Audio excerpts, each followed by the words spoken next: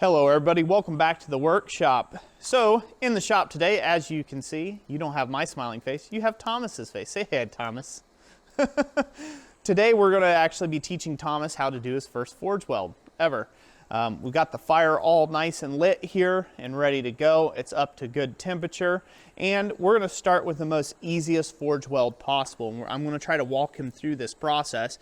We're just going to simply take two pieces of 3/8 inch by 3/8 inch thick mild steel, and or roughly 10 mil square mild steel, and we're going to weld them together on the ends here. So we're just going to make a simple end weld here.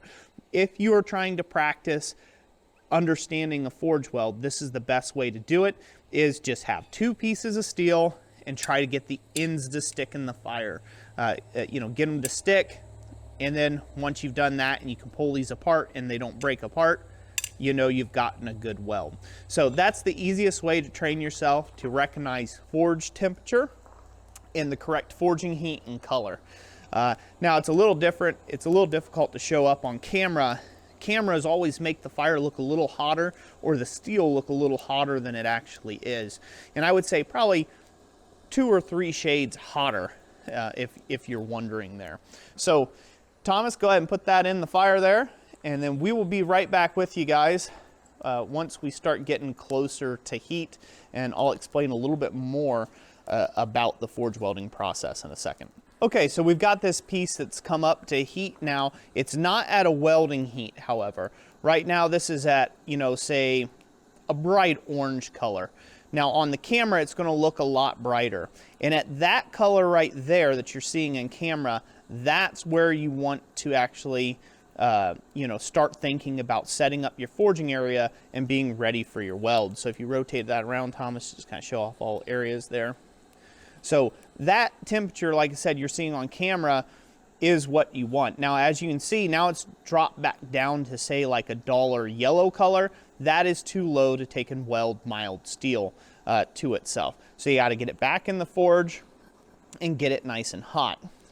Some things to think about and some prep work that you may want to do on the mild steel is you may want to go ahead and bring it out and brush all the mill scale off at the anvil using a butcher block brush, like what Thomas is about to do here. So he's going to bring it out. It needs to be at a good heat for you to do that, to brush the mill scale off and get all that scale off of there. Now it's going to reform an oxidizing layer, or an oxidated layer on there, basically iron oxide, as you go here. As it cools and interacts with the air, it's going to keep getting more and more oxidization on there. So it's very important that if you brush it off at a higher heat, to get it back in the fire so you're not forming those oxide layers on the pieces. So you can put it back in the fire there, Thomas. It's nice and clean. So now we're going to go ahead and bring this up to a full welding heat.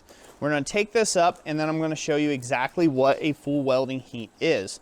A full welding heat is at that, again, at that bright yellow and to incandescent.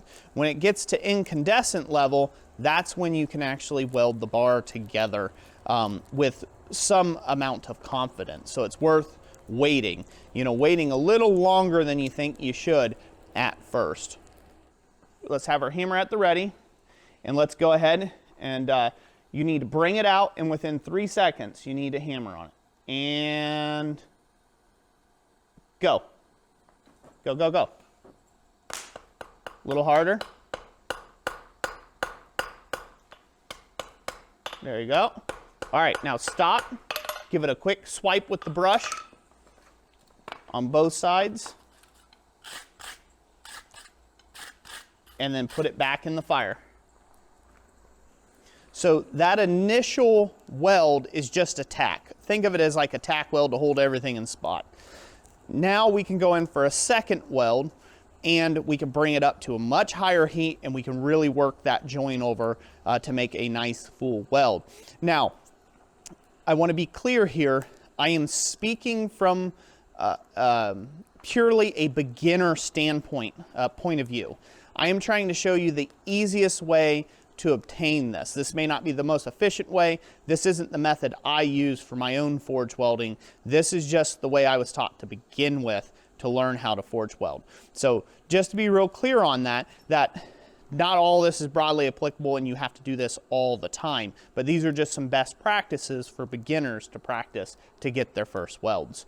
So go ahead and bring up the air flow on that, Thomas. I will also point out and mention at this point, there has been no flux added to this at all. Zero flux.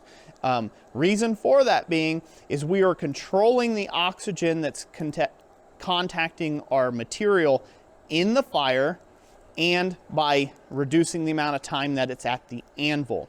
We do not need flux in this particular application or this joint. In fact, I encourage all beginners to start forge welding without flux. Learn to do it without flux first, and then use flux when it's needed. And that's whenever you're at a risk of trapping something in between the layers. Here, we have plenty of open area for that scale to be expelled through the hammer blows. So we do not need flux on this particular piece.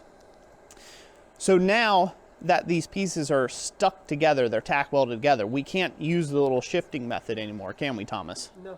Nope, we can't do that. So now what we have to do is we have to pay attention to our fire and how bright our fire is. Your steel is never going to get any hotter than what your fire is. So you need to bring your fire up to, or where your steel's at in your fire, you need to bring that up to the welding temperature that you want to get at. Again, that is that bright lemon yellow to almost incandescent white. Once it starts coming up to that, you want to reduce the airflow. Go ahead and reduce that, Thomas. Okay, there we go, right down. So now it's in a reducing oxygen environment, and it's up to a full welding heat now. So Thomas is going to bring that out. And go ahead, Thomas. Go, quick. All the way back. Work back on it more. Back towards yourself. There you go. Now, Thomas, do you feel that it's getting more solid with your hammer blows, or does it still feel mushy? Oh, no, it feels like it's becoming one solid piece. Okay, good. All right, so we're not going to work it too much more. We're going to go ahead and brush it off.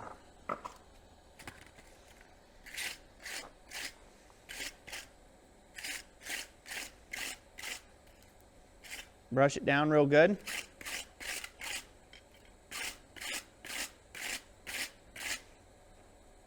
Good. So then we can start looking at this thing, seeing how it come together. Go ahead and roll it a little bit. Good. So as you can see, these surfaces out here haven't been worked yet, so that you know, there's still a seam on them. But the pieces are stuck together. So if we want to try and test that, go ahead and pull the two legs apart.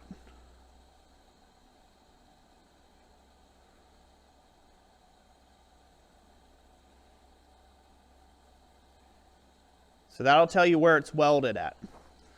So it's welded good down here towards the base. That's good, buddy. So it's welded good down here towards the base. Where I hit it harder. Yep. Now, he can keep forcing that joint apart. This is mild steel. It's not wrought iron. It does not like to forge weld as well as like wrought iron does. So you can stress this where you can rip the welded joint apart, or right next to the welded joint. If you keep prying it on around, you can do that. Especially at this stage, because there's still a seam involved here where it can start a crack and you know, propagate that crack through the joint. So there you go. So at this point, go ahead and bend those back together, Thomas. You know, use that brute strength. Ain't that right? Strong back, weak mind. Strong back, weak mind. That's right. So, okay, you bend those back together, and then we'll just go ahead and take the next heat, and we'll just cut this off, and we'll start again. So how's that for your first forge weld, Thomas? I'm actually pretty impressed with it. Yeah? Not too bad, eh? Not too bad for the first go around. Definitely was a little more cautious on the beginning of it. So. Yep, which is good, which is good.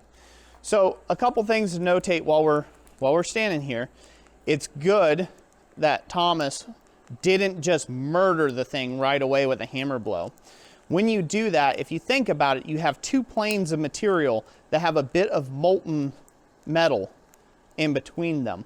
And if you whale it super hard, you're going to eject all that molten metal out to the left and the right. The whole bar isn't molten, it's just the surface that is molten. So you can actually squeeze out all of your molten material and not end up with a weld in the end, because they don't stick, because you whaled it too hard. So you bring it out, again, as a beginner, you bring it out, you do a quick tack weld to just get it kind of stuck together, then you put it back in the fire, bring it up to a better welding heat, and then go ahead and then start working out the bar, drawing it out and doing things like that. And that's the proper way to take and do a forge weld when you're first getting started. So again, not too bad, huh, Thomas? No, it actually went pretty smooth. Yeah, good. Oh. Definitely tried this a lot. Heat control, I would say I was always trying to forge weld at a lot lower heat, or I would go too high where it become a sprinkler when I came out. And then when you hit it, it was just a disaster. So. Yep. So that's another good point to point out. That wasn't throwing tons of sparks all over the place. Some people say, well, once you see all the sparks coming off, okay, your heat's too high and you're burning the material. That's not correct. At high heat, you get more oxygen getting at the material, and it's oxygen that burns your steel, not heat. Heat doesn't burn your steel, it's oxygen. So it's an oxygen-rich environment. Think of it like a cutting torch. You gonna go for another little weld further back? Is that what you're planning on doing? That's what I'm trying for. Okay. So now this is a good point to point out here. As this has been in the fire and it's been heated, it's been hammered on, it's been cooled, it's probably developing a scale layer, well, I know it is, in between those two surfaces. So if you have a chance where you're going to start trapping scale in it, you are going to need to be able, you're going to need to add some flux to it to take and clean that joint out before your next weld. If you're not trapping any scale, you can just keep on welding all the way the whole length of the bar if you want, and bringing it up to heat. One thing you don't want to do is like what Thomas is doing right now, is where you can actually see your steel. If you can see your steel on the top of the fire, oxygen can see your steel, and that'll start burning it up, and that will also start building those oxide layers up between the welded joint, and you won't get a weld. Okay, everyone, there you go. There's Thomas's first forge weld. How do you think it went, bud? I think it went really well. You can't see the seam anymore in there. And pretty happy with it. First time forge welding on that, and turned out really nice. Yeah, so I do encourage you, if you're just getting started forge welding and you want to learn more about it, or if you're struggling with it, it is a really good idea to go and find somebody who has made a lot of successful forge welds in the past and work with them for a day. Sometimes it's the simplest little things that are preventing you from actually making that weld, and you don't know what you don't know when you're first getting started out, and you can't necessarily see yourself making these mistakes and diagnose them for you in real time. So it's very handy to actually have somebody to be able to say, hey, faster, quicker, get that hotter, reduce the air, right? Someone doing that for you can really help you out and get you kick-started in your journey. If you don't have that, I hope this video has been helpful to you. I have an entire series where I've went into real in-depth detail on forge welding theory, scarfs, you name it. Every different type of forge weld there is just about under the sun. I will have that linked up in the description down below, and Jessica will put a card up somewhere here that you can click on and go to that playlist series. So without further ado, God bless each and every last one of you. Thank you to all the channel members who make the content here at Christ Centered Ironworks possible. Couldn't do it without you. And we just, wish you a good one. Thank you, guys. Bye. And cut.